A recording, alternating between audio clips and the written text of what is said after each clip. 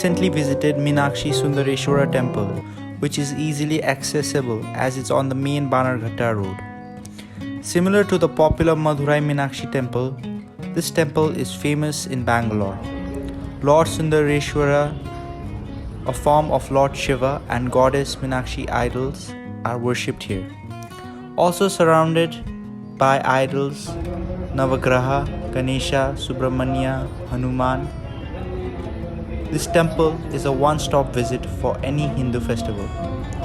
Located in Huli Mavu, it was once a small village. Today it is part of Bangalore and it has a number of temples. Located 15 kilometers from Bangalore, the Meenakshi temple is a fairly big structure built in the style of Tamil Nadu. The idol of Shiva and goddess Meenakshi are seen here. This is a miniature version of the original masterpiece, but what pleased me the most about this place is its serene atmosphere. I love the place for the divinity it generated in the midst of busy, hectic Bangalore life. According to legend, Meenakshi emerged out of Yajna as a 3-year-old girl to a king named Malayadwaja Pandya and his wife Kanchana Mali. The couple were unable to conceive a child and offered prayers to Lord Shiva to request him for a son, but instead of Lord Shiva, a triple-breasted girl appeared in front of the couple.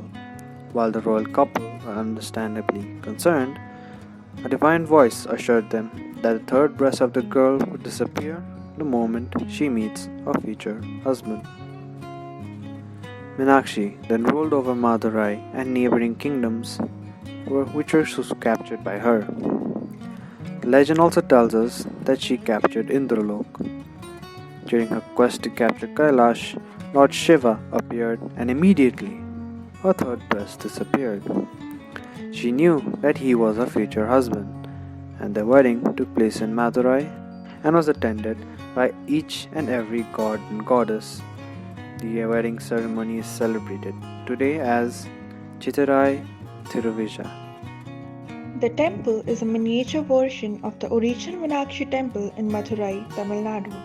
The temple was constructed during the year 1993 by Sri Narayana Reddy in the presence of Guru Sri Mahaswami. Its architectural masterpiece is the finest example of the Dravidian style of architecture. The shrine located inside is exceedingly small but well maintained.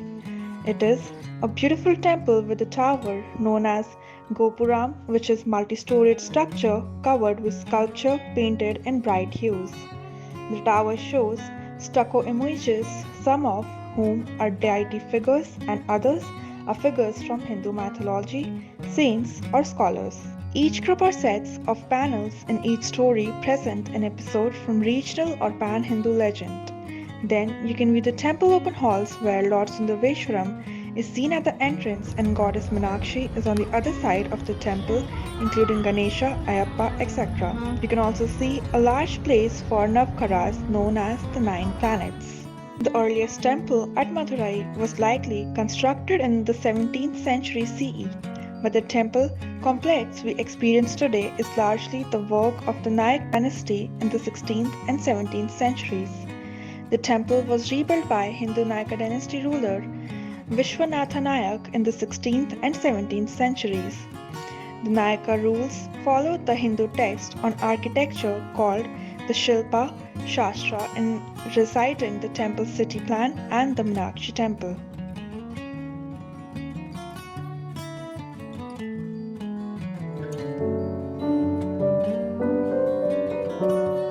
Kila. So how often do you come here? I usually come monthly once like that.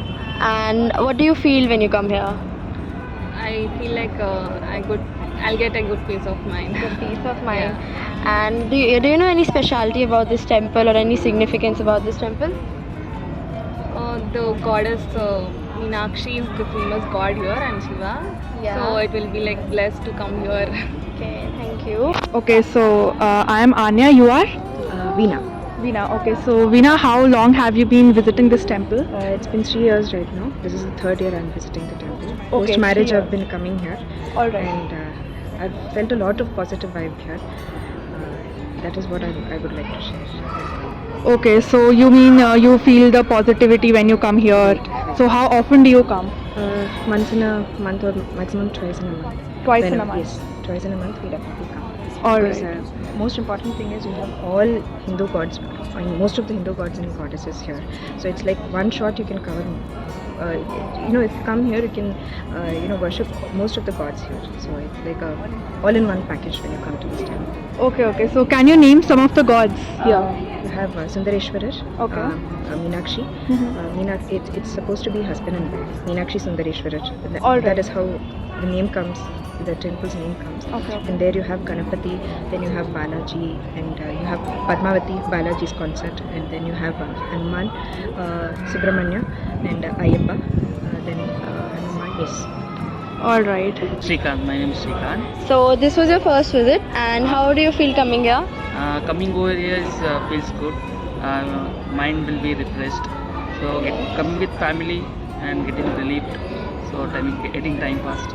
Okay. Do you live nearby, or was it a tourist one? No, I live nearby Banaghat. Okay. So why did you visit this first time? Not first time, this Yeah. is second time. Okay, Only okay. my sister came for first time. Okay, you came here for first time. Yeah, yeah. How do you feel about this? Very pleasant environment. Yeah. That's good. When it comes to reading our text, we took a temple. So the formation of meaning starts from the visuals leading to historical meaning formation.